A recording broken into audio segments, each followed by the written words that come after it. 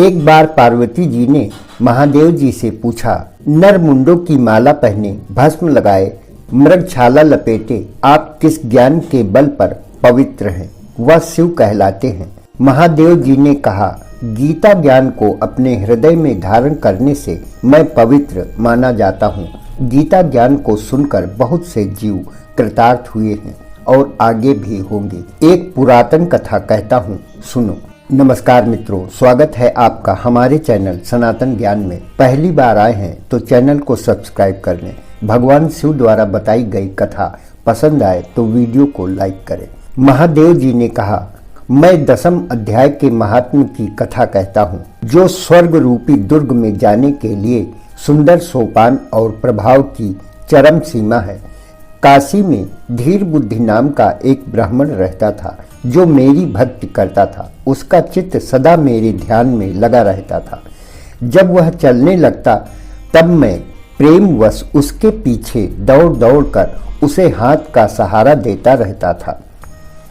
यह देख मेरे पार्षद भृंगऋषि ने पूछा, इस ब्राह्मण ने कौन सा तप होम किया है जिससे आप स्वयं सहारा देते हैं?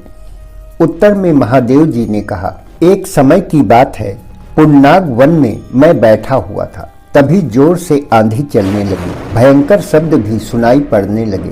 तभी आकाश में एक विशाल पक्षी उतरा। वह काले रंग का था, उसके पंख कटे हुए थे। उस पक्षी ने सुंदर नवीन सफेद कमल मेरे चरणों में रखकर प्रणाम किया और फिर स्तुति करने लगा। हे देव, आपकी जय हो। आप जगत के पालक हो, शरणागत के रक्षक हो। मैं श्रेष्ठ योगियों द्वारा चुंबित आपके चरण कमलों की वंदना करता हूँ। महादेव जी ने कहा, तुम कौन हो? तुम्हारी आकृति हंस जैसी है, मगर रंग कौवे का मिला है। तुम किस प्रयोजन से यहाँ आए हो? पक्षी बोला, भगवान, एक सुंदर सरोवर में मैं कमल का फूल लेकर आकाश मार्ग से जा रहा था।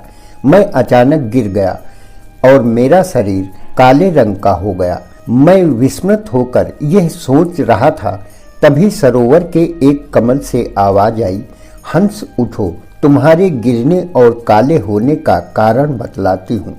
मैं कमलिनी के पास गया और अपने पतन का कारण पूछा। कमलिनी ने कहा, तुम मुझे लांघ कर जा रहे थे, इसी अपराध से तुम गिर गए और गिरने से तुम्हारा रंग काला हो गया।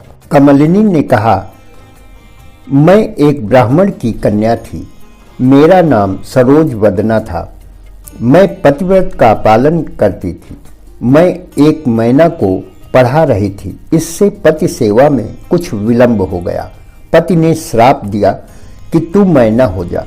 अगला जन्म मैना का हुआ और एक ब्राह्मण कन्या के घर में मेरा पालन हुआ। ब्राह्मण देवता प्रतिदिन प्रातःकाल विभूति योग गीता के 10वें अध्याय का पाठ करते थे। मैं उसे सुना करती थी। मृत्यु के बाद मैं स्वर्गलोक में पद्मावती अप्सरा हुई। एक दिन विमान से आकाश में विचरण करते समय मैंने एक सुंदर सरोवर देखा और उसमें जल क्रीड़ा करने लगी। तभी दुर्वासा मुनि आ गए।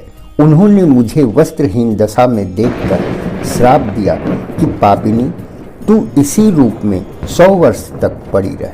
कमलिनी होने पर भी विभूति योगाध्याय के महात्म्य से मेरी वाणी लुप्त नहीं हुई। आज 100 वर्ष पूरे हुए और मैं पाप से छुटकारा पा रही हूँ।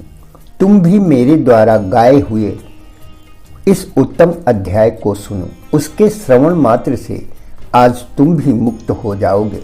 इस उत्तम अध्याय को सुनने के बाद उसी के दिए हुए इस उत्तम कमल को लाकर मैंने आपको अर्पण किया। इतना कहकर पक्षी ने शरीर त्याग किया। फिर वह महात्म्य के कारण ब्राह्मण कुल में उत्पन्न हुआ। महादेव जी ने कहा, यही कारण है कि मैं इस ब्राह्मण का पग पग पर हाथ पकड़कर सहारा देता हूँ। 10वें अध्याय का जो जीव चिंतन करता है वह सब भूतों में स्थित शंख चक्रधारी भगवान विष्णु का सदा दर्शन करता रहता है।